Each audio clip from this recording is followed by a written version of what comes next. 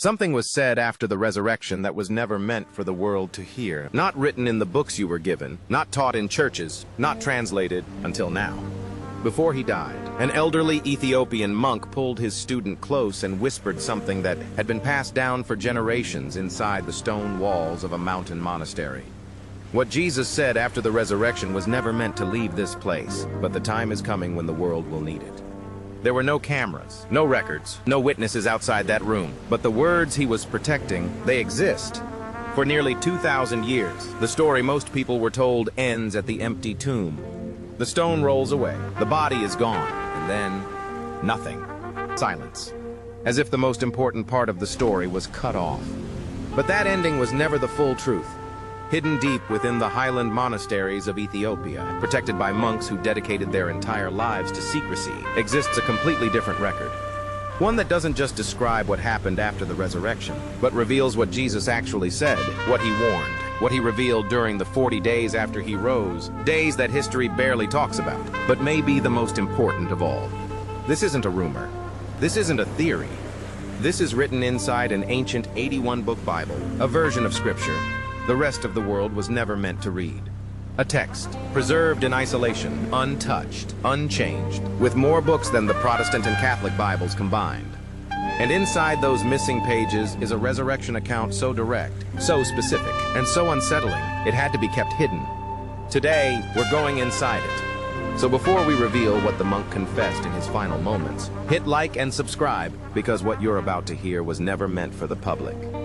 And there are reasons they don't want you to know this. To understand what that monk was protecting, you first need to understand just how different the Ethiopian Bible actually is.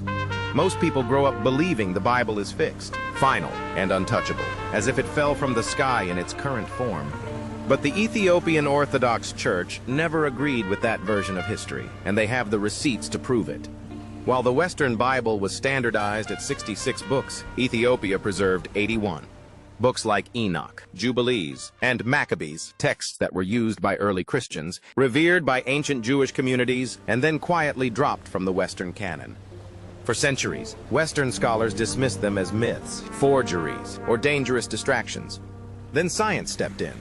Radiocarbon dating of the Gurima Gospels, discovered inside an Ethiopian monastery, confirmed they were written between 330 and 650 AD, making them the oldest illustrated Christian manuscripts ever found on Earth. While Europe was burning through the Dark Ages, Ethiopian monks were preserving Christianity's original source code, untouched, unedited, and unapproved by Rome. And what's inside those extra books is not gentle Sunday morning reading. The Book of Enoch doesn't just say humanity sinned before the flood. It explains why. It describes a cosmic breach, 200 watcher angels, who descended to Earth, took human wives, and produced hybrid beings called the Nephilim, giants who consumed the world's resources and unleashed chaos on civilization. The book names Samyaza, Azazel, Barakil. It says these beings taught forbidden knowledge to humans, weapon-making, seduction, astrology, things that were never meant to be revealed. This wasn't simple disobedience. It was an unauthorized transfer of power. That's exactly why Rome rejected it. The world Enoch describes is chaotic, untamable, and impossible to control through institutional religion. So it was removed. Ethiopia kept it. And Enoch, as explosive as it is, was just the opening act. Because the real shock, the thing that Monk was whispering about on his deathbed, is a text called the Mashafa Kidan, the Book of the Covenant. And what's written inside it rewrites everything you thought you knew about the resurrection. What Jesus said during the 40 days in the standard Gospel of Luke. The period between the resurrection and the ascension is handled in a few brief verses. Jesus appears, blesses the disciples, and rises into the sky. 40 days condensed into a paragraph. But in the Ethiopian Mashafa Kidan, those 40 days are the main event. According to this text, the risen Christ doesn't just comfort his disciples. He gathers them with urgency, like a general giving a final briefing before leaving a battlefield. And he begins to teach them things that were never recorded in any Western gospel. He starts with a warning about the material world. He calls it the playground of a deceptive force, a builder of shadows, an entity that uses wealth, status, and power to keep human beings spiritually blind. And then he says something that should have been the most famous line in all of Christian history. Do not build temples of stone, for the stone will crumble. Build the temple of the heart, for it is eternal. In the context of this text, that is not a metaphor. It is a direct command. He is warning them, explicitly, against organized religion. He predicts that men will wear long robes and invoke his name to accumulate gold. He warns against a future empire that will take his cross and turn it into a sword. The specificity of it is what unsettles scholars most. It reads as if he is standing 2,000 years in the future, watching the Crusades unfold, watching the Inquisitions, watching televangelists fill arenas while the poor go hungry outside. He tells them plainly, the true believer must be a stranger to the systems of men. But the warning doesn't stop there. He introduces something that sounds almost scientific in the way it describes the human soul. He says every human being has two winds moving through them simultaneously, the wind of life and the wind of error. And the wind of error, he explains, isn't simply bad intentions or sinful thoughts. He describes it like a parasite with specific entry points. It enters through greed. It enters through the eyes when they look at what they shouldn't. It enters through the mouth when it speaks deception. And once it takes hold, it doesn't just make you worse. It calcifies the heart. It turns a living, breathing human being into what he calls directly a walking tomb. Think about that phrase for a moment. A walking tomb. A person who eats, sleeps, works, scrolls through their phone, but whose inner life has already gone cold. A spiritual zombie. He wasn't describing fiction. He was describing a condition he believed was already spreading. And then he gives them the antidote, not a sacrament, not a ritual, not a financial offering to a temple. He calls it gnosis, knowledge, direct, internal, personal knowledge of truth. He teaches them to observe their own thoughts, the way a guard observes a city gate, watching what enters and what exits. And then he says the line that would have dismantled the entire structure of institutional religion if it had been widely published. He says the kingdom of heaven is literally inside the human body, hidden in the silence between thoughts. This is why that text had to be suppressed. If the average person in the Roman Empire believed that God lived inside them, they would stop paying taxes to the temple. They would stop fearing the bishop. They would stop needing an institution as their intermediary with the divine. They would become, in the language of empire, completely uncontrollable. But Jesus didn't stop at spiritual instruction. He also said things that centuries later modern science would quietly confirm. Science hiding in ancient text. The Book of the Covenant contains cosmological details that were, for most of history, dismissed as poetic nonsense. He speaks of the storehouses of snow and the gates of the winds, describing weather as something that moves through structured channels and follows invisible pathways across the planet. For centuries, this sounded like mythology. Modern meteorology now confirms that global weather patterns travel in defined atmospheric rivers, literal rivers of wind circling the Earth at high altitudes. How does a 2,000-year-old text reference the atmospheric dynamics of the planet? He also speaks of a great abyss of water hidden beneath the Earth's surface, again dismissed as symbolism, until 2014, when scientists announced the discovery of a massive reservoir of water locked inside ringwoodite rock deep within the Earth's mantle, holding more water than all of the planet's surface oceans combined. The abyss was real. The Ethiopian Bible was right. And if these texts were accurate about the water beneath us, and the rivers of wind above us, the question that logically follows is impossible to ignore. What else were they right about? He also left the disciples something more than words. According to the Meshafa Kedon, he shared a specific practice, a secret discipline known only to those in the inner circle, involving the deliberate control of breath and the focused direction of thought. It reads almost identically to advanced contemplative practices documented across India, Tibet, and the Eastern traditions. This connects to one of the most persistent theories in biblical archaeology, that Jesus spent his so-called lost years, the gap between age 12 and 30, that the Gospels never explain, studying in the monasteries of India or the learning centers of Tibet. The teachings recorded in the Ethiopian Bible are strikingly Eastern. Concepts that resemble karma, reincarnation, inner energy centers, all present, all framed in the ancient language of the text. And then he says, the line that ties everything together, the line that monks have been memorizing and protecting for 2,000 years. He looks at his disciples and tells them, the darkness will come and it will wear my face. It will wear my face. He is not warning them about an obvious monster. He is warning them about a deception so sophisticated that it would look exactly like him. It would speak his name, carry his cross, build cathedrals in his honor, and be the precise instrument of the spiritual destruction he spent his life opposing. The Antichrist, in this text, doesn't arrive as a villain. It arrives as a savior. And the Ethiopian monks who guarded this passage believed with absolute conviction that it was not a future prophecy. It was a description of something already in motion. And the proof that Ethiopia took all of this seriously isn't just found in manuscripts. It's carved into the landscape itself. The Ark of the Covenant. You cannot tell this story without addressing the single most powerful object in biblical history and Ethiopia's very specific claim to it. While Hollywood placed the Ark of the Covenant in a government warehouse in New Mexico, Ethiopia has maintained for 3,000 years without wavering that the Ark is here, locked inside the Church of Our Lady Mary of Zion in the ancient city of Axum. And this isn't casual cultural folklore. This claim is the central pillar of Ethiopian civilization. The story begins with the Queen of Sheba. She travels to Jerusalem, meets King Solomon, and returns to Ethiopia carrying his son, Menelik I. Years later, a grown Menelik visits his father. Solomon offers him the throne of Israel. Menelik refuses, but he doesn't leave empty-handed. According to the Kebra Nagast, Ethiopia's royal chronicle, Menelik and his companions executed what may be history's greatest heist, replacing the Ark in the Holy of Holies with a replica and quietly carrying the original back to Africa. The biblical descriptions of the Ark are not those of a decorative religious object. They describe something that incinerated armies, struck people dead if they touched it incorrectly, and released fire that couldn't be naturally explained. The effects, when read in detail, sound uncomfortably close to radiation exposure, which is why what happens to the Ark's guardian today is so difficult to dismiss. Only one man at a time holds the role of guardian. He is chosen, he enters the chapel, and he never leaves again for the rest of his life. Visitors who have observed these guardians over the years report a consistent pattern: deteriorating eyesight, cataracts, skin that pales over time, early death. These are not the symptoms of spiritual devotion. These are the symptoms of prolonged exposure to something that emits energy.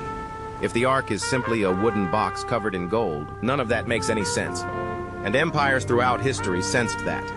The Knights Templar traveled to Ethiopia in the 12th century specifically hunting for it. Their carved symbols still exist inside the stone churches of Lalibela. They weren't looking for a religious artifact. They were looking for a source of power. Ethiopia held firm. And Ethiopia, alone among all African nations, was never colonized. When Italy invaded with modern weapons in 1896, they were crushed at the Battle of Adwa. Locals speak of a light on the battlefield that turned the tide. History records it as a military miracle. Ethiopians remember it differently.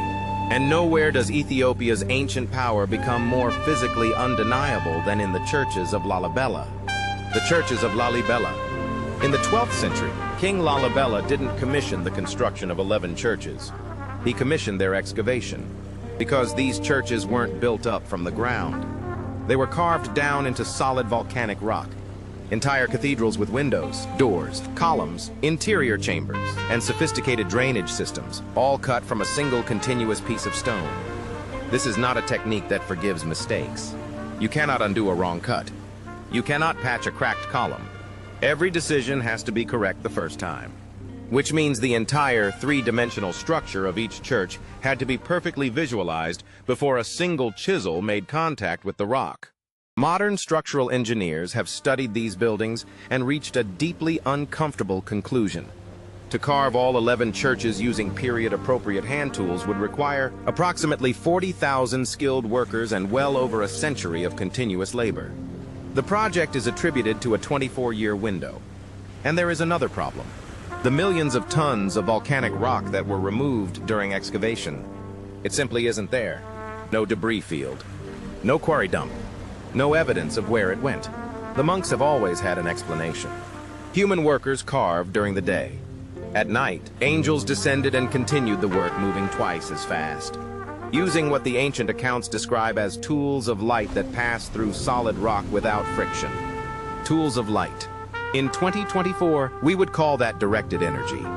Laser technology. The idea is no longer as absurd as it once seemed. Some researchers propose that the Ark of the Covenant, which Ethiopian tradition places in active use during this period, may have served as the power source. Accounts from other ancient cultures, including those of Mesoamerica and Egypt, reference methods of softening stone using acoustic frequencies or specific chemical processes. If such technology existed in Ethiopia, it would explain Lalibela completely. The most famous of the 11 churches is the Church of St. George. It is shaped as a perfect cross, carved straight down into the earth until the roof sits at ground level. You stand above it and look down into it. The geometry is flawless. The drainage system carved into its base has kept the interior dry through 800 years of seasonal flooding. That engineering alone would be remarkable for a modern construction team. In the 12th century, it is almost inexplicable. Beneath the entire complex runs a network of pitch-black tunnels. Candidates for the priesthood are sent into these tunnels alone, in complete darkness, to navigate by touch and sound, chanting as they go. It is a sensory deprivation ritual, built from stone. The theology of the Book of the Covenant running through the architecture. You must walk through the darkness before you earn the light. Recently, 3D laser scans of the site revealed hollow chambers beneath the floors that have not been opened in 8 centuries. The priests say these spaces contain the treasury of the saints, gold manuscripts, perhaps the tools used in the original construction.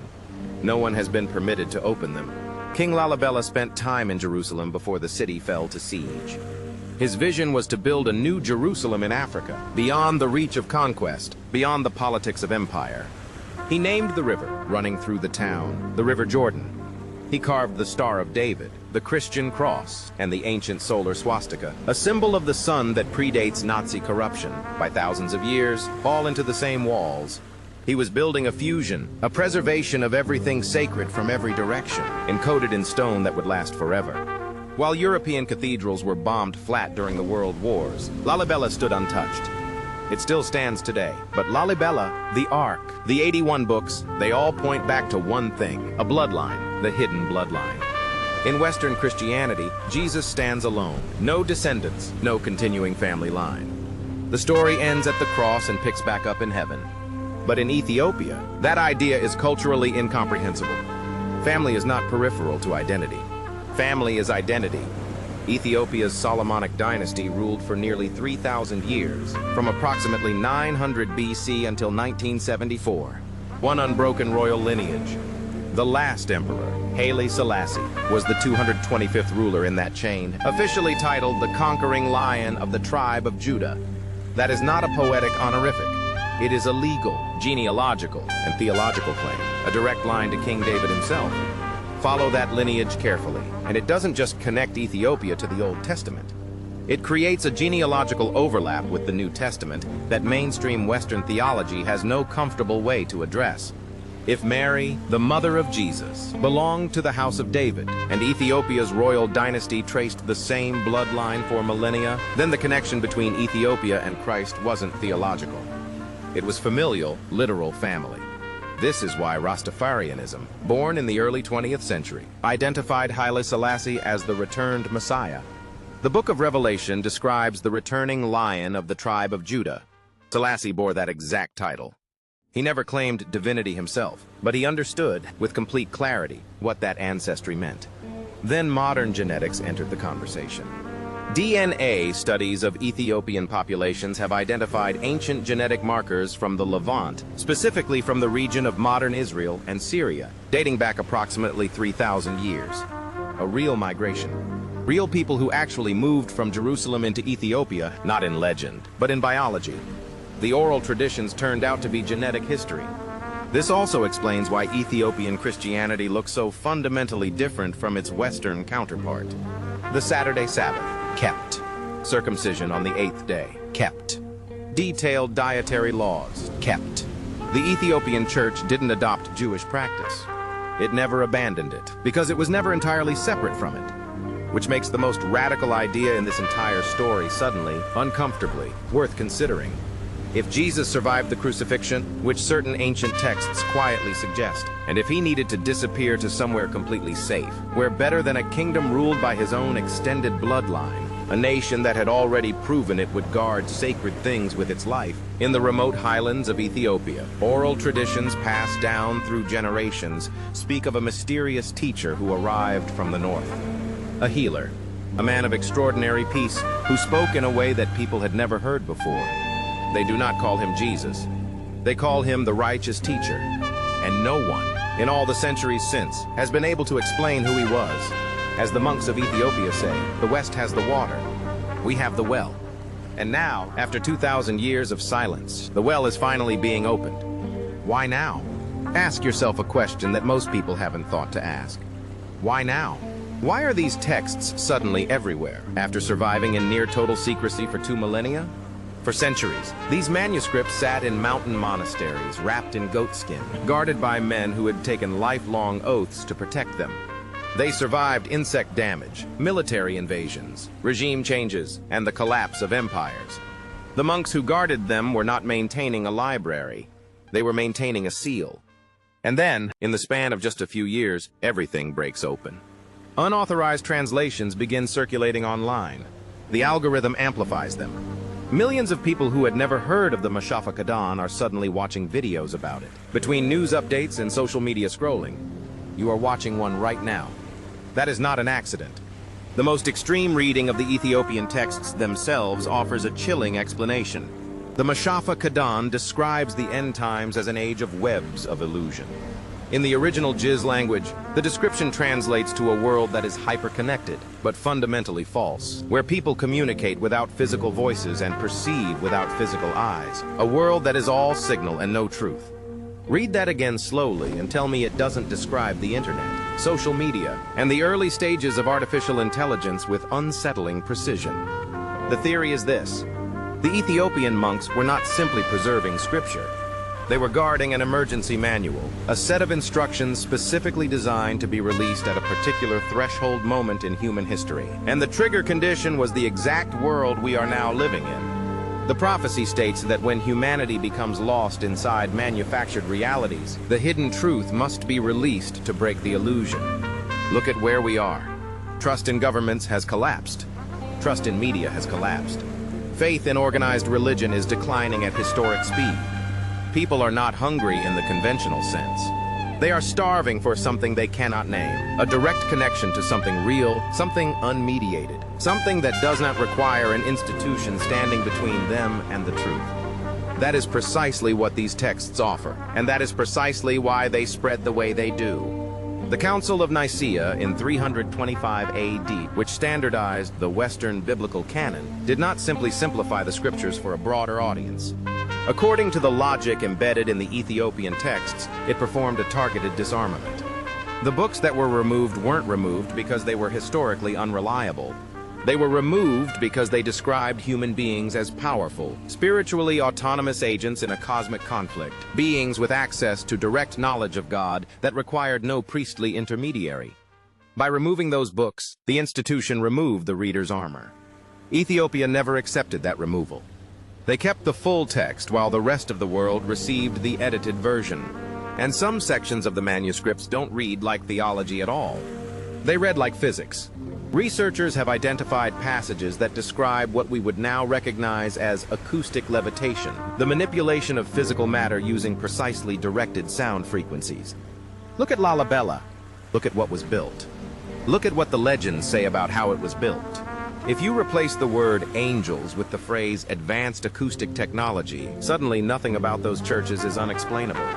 If those systems are documented in the Book of the Covenant, and if current translations are beginning to reveal how they functioned, then this is not simply a religious awakening. This is the return of a pre-flood science that was deliberately buried.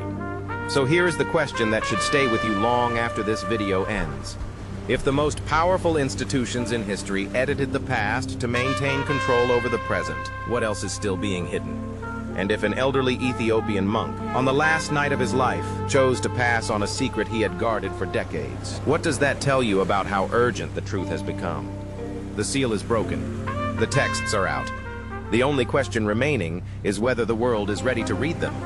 If this opens something in your thinking, hit like and subscribe, because there is significantly more of this story that has never been told. And the next chapter is even deeper.